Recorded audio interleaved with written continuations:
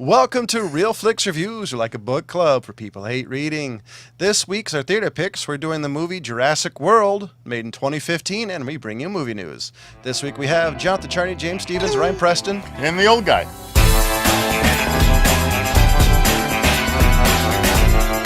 So who has a description of this movie? I'm going to read IMDb's version, so don't get mad at me for this, all right? Hey, no, they have classic descriptions. A new theme park is built on the original site of Jurassic Park. Everything is going well until the park's newest attraction, a genetically modified giant, seething, killing machine, escapes containment and goes on a killing spree.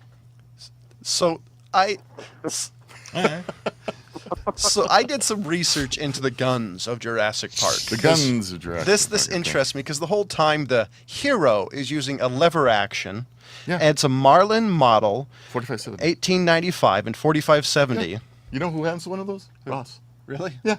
Who? A friend of ours. He actually has that gun. And according to and it kicks like a mule. And according to what I've shoot like that while he's moving.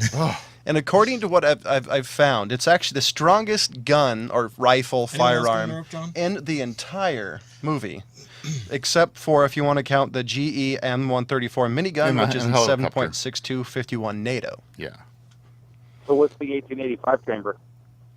The 1880 the Marlin model was 4570. Oh, okay. Because everybody else was using 5.56, 7.62 really by 51.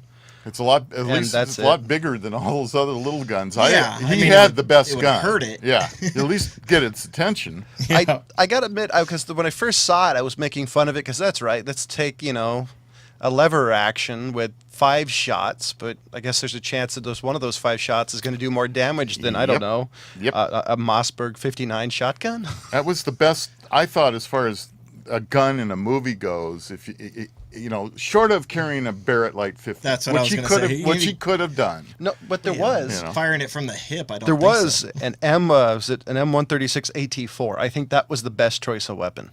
That's a rocket launcher. I would have gone for like a big ass 12 gauge deer slug or something. Well, there was a couple of shotguns. There's a UTS-15 Remington Mossberg. 12 gauge slugs they're good within 2,500 feet, and then their energy ratio just drops to nothing. So by that time, that guy would have had your head bitten off. You would have been lunch. Yeah. This is funny. This is not the way I figured this conversation would start. I didn't either. Leave it to John to start it this way. I want to start the fun way. Another thing I thought was interesting, so I was going through the numbers, comparing this particular movie with the iterations. The original Jurassic Park total did $1,979,429,099. Opening weekend, or what is total? That? Right? Total. Okay. This is So the whole kit and caboodle. That's gross. Okay. Yeah, worldwide to date, right? Yeah. And then so for this one, the total was $1,387,592,030. This one was the only one total that made $1 billion. Excuse me. The first one and this one are the only ones to make $1 billion. The rest actually fell short. That's because they sucked. Wait, I might have misunderstood something. Are you saying this movie Jurassic World made $1 billion? Yeah. Bullshit. No, according to this, as of July 6, 2015, the domestic gross being $560,692. Wait. Oh, my notes are wrong, but yeah, made close to $1 billion. Oh my gosh. Wow, that's going to go down in history as the most money a shitty movie ever made. Well, from what I've read, this was the first movie to gross over $500 million in opening weekend. Well, it was a terrific, unfathomably brilliant piece of cinema. So now we've got to talk about my favorite part, which was the guns. Let's get into everything else. James? Everything else. I actually enjoyed this film. I thought it was a lot of fun. I thought the concept of genetically modifying dinosaurs was a nice little trick up their sleeve. Throw a little bit of this, throw a little bit of that. Yeah. Let's just mix it up. It's spaghetti movie Oh, by the way, it's got a little bit of raptor. Spoiler alert. I know. It's like, okay, well, she speaks raptor. Anyway, my favorite thing of the whole thing is when they're sitting there talking and he finds out that there wasn't just one, there was two. It's like, what happened to the sibling? She ate it. Ate it. Yep. It's like, okay, now we're screwed. Yeah. But yeah, I think that the spoiler wasn't really a shocker to me. I think that once you kind of see the claw marks on the side, and then all of a sudden you realize, okay, the dinosaur's still in there, you're like, okay, this is the shit that the raptors were pulling in the first one. Yeah. You know? It was really was. It was kind of predictable. It was pretty funny though. Chris Pratt figured it out. Yeah. Took a little bit. Had to go inside and with her. I did enjoy the DNA strand thing, the guy, I forget the name, Mr. DNA, I think it was his name. Yes. I enjoyed that throwback to the old Jurassic Park and them actually finding the old Jurassic Park. Yeah, I think that was pretty funny. That was pretty cool. I kind of like D.B. Wong. I don't know if you follow his career at all. He's pretty, he's pretty cool. This was the best bad role that I've seen him do. Yeah. Really? Yeah. Yeah. He's a pretty decent actor. Yeah, he is. I was going to say, I love what, as far as the kids, the scene when they found the old Jurassic Park, when the kid figured out how to kind of hotwire a Jeep that, by the way, has been sitting for 20 some odd years and somehow magically works by changing a battery. Not even to mention all the things that everything needed to be flushed, the entire system. Okay, so we know it wouldn't happen in real life. It's just, this is a movie, though. Hey, all right? 22 unfortunately, years later. every other thing about this movie was equally as ridiculous as a couple of 14-year-old and a 10-year-old knowing how to hotwire something. Yeah. Or even they switching a YouTubed battery. it. You know what I mean? I'm hard pressed to even make that leap. But it's a Chrysler product. Can't be too hard to hotwire. Using those kids as sort of the plot device, the glowing briefcase, if you will, to move it along, was really, really forcing it. Especially when you're throwing things together like the little hamster balls that they apparently just send people out in, like, hey, just go wander around for a while. Yeah, they're not on a track. They're not in some kind of a habit trail. You know what I mean? I actually thought that was a cool little feature. It's like the shark aquarium where you're walking through, like, oh, look at the shark. It's like, no, let's turn this thing hard to the right and bump this dinosaur. Well, they were with dinosaurs that were all just eating plant eaters. The herbivores. They were let loose near the herbivores and everything. But you can still piss them off and they'll crush the crap out of them. I was going to say, never mind. They're like, what, a couple of tons? I mean, come on. Decided to play like... it's not cricket. Chicken. Chicken. But croquet. Dinosaurs play croquet with those little balls. You like me saying chicken? No, I thought that was pretty cool. I thought that was cool looking. The thing that kind of like threw me off a little bit was Jimmy Fallon role as Gallagher in there. What was him with the smashing everything? I don't know. That video. Just being stupid. And I like Jimmy Fallon, but I thought that could have been cut. I don't know. I felt that could have been cut. I felt the same way when he was in Band of Brothers. It's like, I thought it was kind of a waste. But the funny line in there was about the poison being on him. Yeah. Yeah, that was pretty funny. There was a lot of nice little things that I thought were pretty funny. I liked Chris Pratt's character. I liked the way he played it. It seemed a little bit to me, the little reminiscent of Guardians of the Galaxy. Guardians of the Galaxy-esque. Kind of the funny, tough guy thing going on. I think that's his butter zone. I really do. I think that's going to be the role you're going to really starting to see him in more. With variations, maybe a little more badass, a little more funny. But I think that's what you're going to see with him. What do you think, Ryan? I missed the name of who we were talking about. Chris Pratt, the lead guy. Oh, Chris Pratt. Oh, yeah. I mean, we're definitely going to keep seeing a lot of this guy, and I love it. And he was the most, sort of redeemable part of it, even though his part was ridiculous. Yeah, a little bit of. In as much as when you started bringing in the.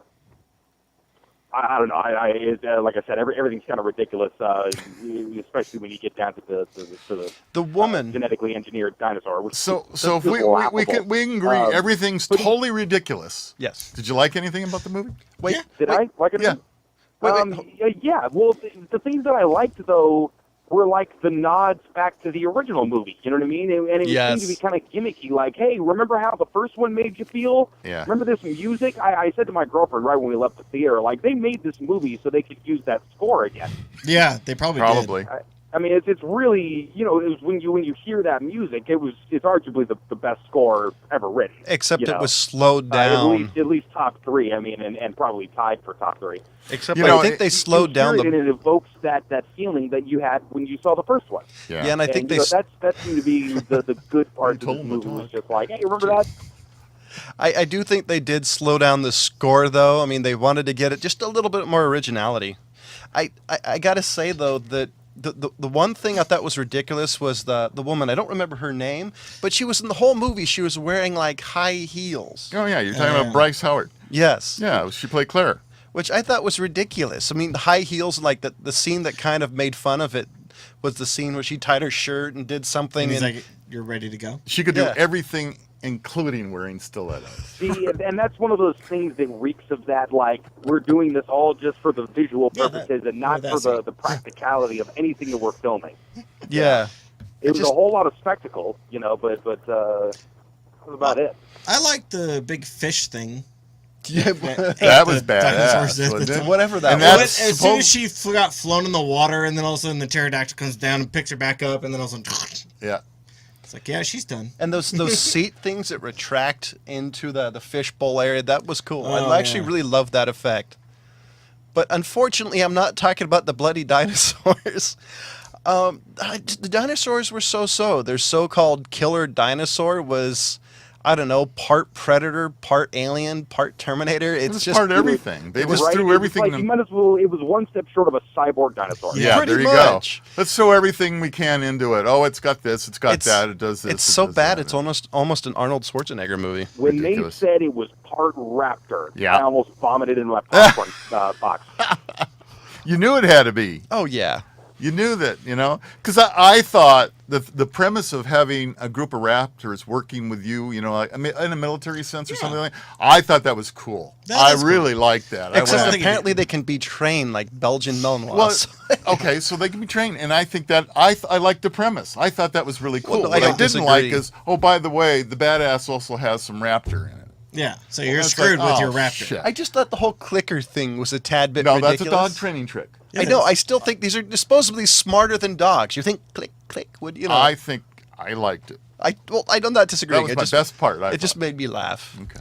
Well, Rob's right. That is a dog training trick. Yeah, so it is. Going to get their attention. They're going to hear it. But I think you'd be safer riding with a pack of dogs and a motorcycle than you would with a pack of raptors. But I didn't understand the whole military application thing to the raptors. Like, what robot technologies just failed entirely? We're just scrapping that idea. Yeah. We're on right to raptors, huh? Hey, we want boots on the ground. How about claws on the ground? Skynet even failed. Skynet, in this universe. And just wait, Jurassic Park 5 is going to be the T-Rex in New York. Yeah, I mean, it takes how many times are they going to be able to do the same story? It's failed. It's failed miserably. How many times now? Oh, let's try it one more time. We can do it right. I think but this time it's not going to be on an island. Yeah. If we do it all, come on. I mean, it's got to be dinosaurs in space, right? There you go. No, it's got to be Manhattan, then space. But we already kind of did that one with, what was it, Jurassic 2? 3? Where they brought the dinosaur to the city and it started tearing up all the houses and all that. That reminded me 2 or of 3. I'll be honest, those are two movies I don't remember purposely. Anyway, I know the fourth. This is number 4. Yes. Yeah, this is number 4. One of them had like the pterodactyls, and one of them had a dinosaur that made it onto mainland. The third one, honest to God, I only remember the first one. Because one has the second or third one. One has just Jeff Goldblum. One has Sam Neill back. Those are the two differences. Besides that, I actually couldn't tell you the difference between those movies. Goldblum makes a small appearance in this. But did he? Yes, yeah. In a book, cover of the book. That's right. Mm-hmm. That's right. You had to really watch to get that one. But if I look at these, this one isn't as bad as the second or third one. No. So it's like this one in the original are the top 2 out of 4. I guess 50% is doing pretty good for Hollywood. It sure can make money. Let's give it credit. Obviously, that franchise makes money. I agree with Ryan, though. These kids were just a straight MacGuffin. They didn't really have a reason, but maybe to have a little bit of an emotional tie. But to me, they weren't there. This movie didn't have the feeling of the original. It wasn't scary. It didn't have any tense moments. This is like Jurassic Park meets PG. That's kind of the feeling I got about it. I mean, there was nothing about this movie that I thought gave me the nostalgia of the original. It was more like, well, this is funny. Yeah. Yeah, it seems like somebody came up with the cool parts first and then just tried to cookie cutter a story sort of around it. And then tried to connect some dots, with the kids, so we're supposed to care about them, but I could have given a shit. You're not a parent. I was kind of hoping one would have gotten eaten or something. And they did stupid stuff, like towards the end, I don't know, hide in a shack in the middle of the areas where these dinosaurs are fighting. That was a smart move. It's pretty. What got me is there were areas where they were obviously in very thick, concreted, walled, enclosed areas, and this dinosaur could still break its way in. Yet it couldn't get out of its enclosure. Mm-hmm. Didn't make sense. Sorry. Yeah. The enclosure was tall enough so it couldn't get over it. Right. But yet it does everything but drive. Oh, and it turns invisible. I think it officially jumped the shark or jumped the T-Rex or whatever you call it. I remember rumors of that there's an invisible dinosaur in the original Jurassic Park, the book, on their Reddit. Didn't realize. Along with those series, that there was a dinosaur that had chameleon things, but that was not chameleon. I thought I really was liked literally, invisible. Did it have an invisibility cloak? Yeah, that was really good. Did it have heat vision? I mean, I was really rooting for T-Rex too. He did it. Go T. I mean, you could actually root for these guys. And you realize it was the original T-Rex from the first movie because of the claw marks. Oh, and I do. The one thing I thought was really cool was kind of having Hammond. They had a statue to him. Yeah. Oh, I mean, I thought that was cool since the original actor had passed away. Pure failure. I mean, come on. Oh well. Anyway. So this movie, I mean, there's parts of it I really thought were funny. The rest of the time I was thinking they really needed the Zorg ZF-1. Something with a little more power. Just don't hit the red button. Okay, let's move on. All right. Let's score this damn thing and move on. Wow, apparently don't want to continue bashing it. That's a first for the show. So, jeez. I'll just skip straight. And James says he only has a half an hour, so we got to squeeze this thing in. That was Ryan. Oh. So you're right. It was Ryan. What did I say? One of these guys. No, the guy who's driving and talking on the phone at the same time. So we'll talk. Well, I guess first, Ryan, what do you give this movie? Oh man, it's a 2, and it's a low 2 at that. Wow. It's not in the theater anymore. There's no bloody reason to see that movie at all. It's not even in the theater. I saw it for this an weekend. audience whatsoever. So that's good. After that, let's go to the other grumpy guy, Rob. Wow, you're up. 2. I'm going to give it a 3 just because I was rooting for T-Rex and I like Vincent D. I can never pronounce his last name. Guy was in Law and Order. Oh, yeah. He played Hoskins, the bad guy. I really like him just because of his part and just because I could. But he did play as a demented character as he did with the detective. Yeah, he's James. tough. It's tough, isn't it? Yeah, you just throw it. I think I'm going to stick with you can't be wrong. I'm just stick with the 3. Yeah, you can't be wrong. It's mediocre. It's not that great. It's not that bad. It could be worse. It could be better. It could have been a lot worse. To me, it would have taken just as much effort as it did to make it good. Yeah, but they didn't give a shit. It just really felt like they didn't give a shit. Well, because they had Chris Pratt. That's the whole. Better than 2 and 3. Unfortunately, it's one of those movies that's like, okay, you hear about it, shut up, take my money. But knowing that, it's like, now we can just make whatever we want. And this movie was a gimmick too, because apparently half the tickets were in 3D too. Oh gosh, really? That's what I read. I kind of agree with James and Rob. I give this a 3 to 5. It's not close enough. It's probably a low 3. It's not high enough to get a 4. There were parts I really liked, but not for the action value, just because the fact that the vision of a guy riding a Harley Davidson or whatever it was with a pack of T-Rexes is funny. Or the bad dinosaur. Let's face it, this is a red box movie. Yeah, or wait. I'm forgetting my favorite one. Where the bad dinosaur got dragged to the bottom of the ocean by that giant thing. Megalodon. Well, so supposedly that creature was real and is supposed to be much larger than anything that roamed the Earth. So yeah.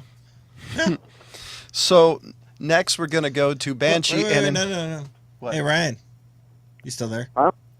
What's your rating for Third Man? Oh yeah. Oh yeah. What was that? What was your rating for Third Man, the movie that we did last week? Oh goodness, man! I never watched it. I'm so Okay, sorry. never mind. Then you don't have a rating. Yeah. I meant to catch up You on don't it, but count. I've been literally reshuffling my house for like the last 2 weeks. So I guess really slow at it. maybe next sometime in week. the future. So we're going to switch to Banshee. In the spirit of being honest, I didn't have a chance to watch it. I had to work late today. In the spirit of having a horrible time streaming it, Cinemax and DirecTV decided to do some kind of their own player all of a sudden. Bullshit. Yeah, which is bullshit. Yeah, I agree. I wanted to watch it straight on Cinemax like I did last week. No, you couldn't do it. You had to have the DirecTV player, since that's my carrier, and I got through about a half of it, and that's all it would do.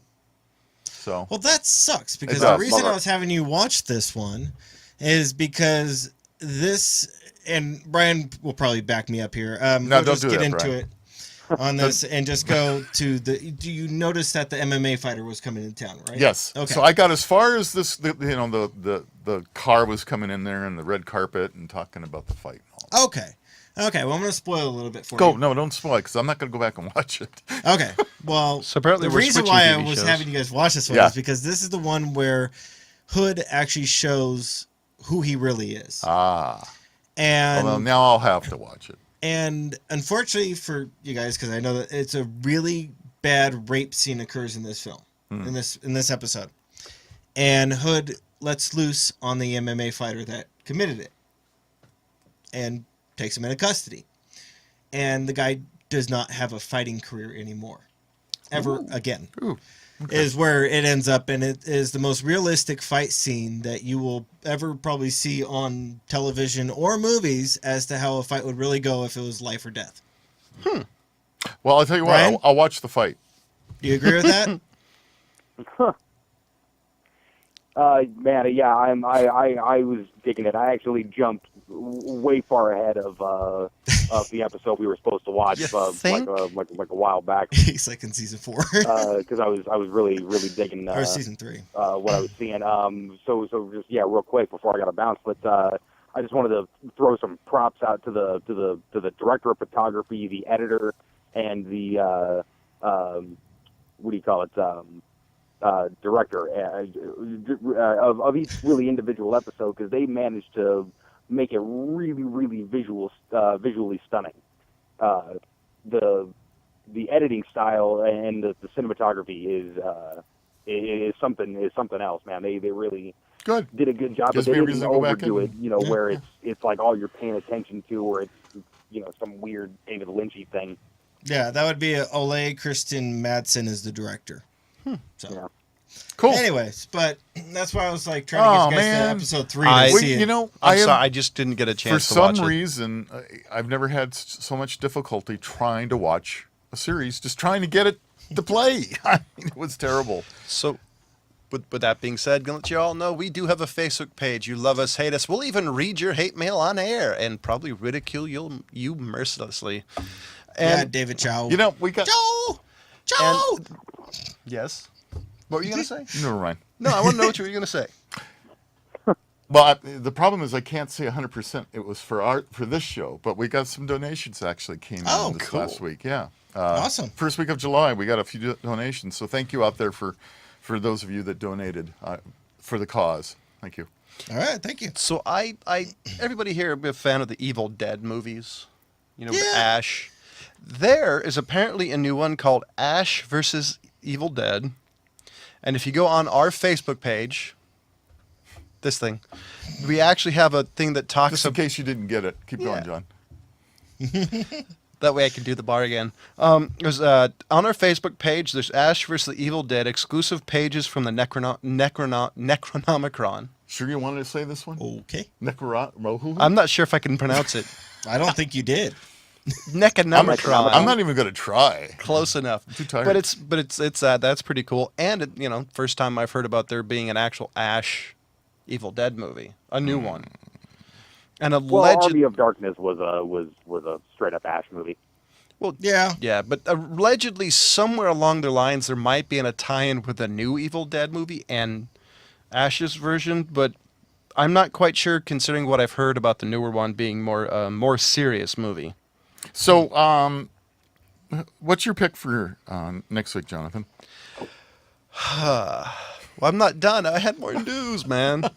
We don't have the time. We're running out of time. We got a few more minutes. Just look on the Facebook page. Marvel did announce Civil War coming up, so it's going to be Iron Man versus Cap.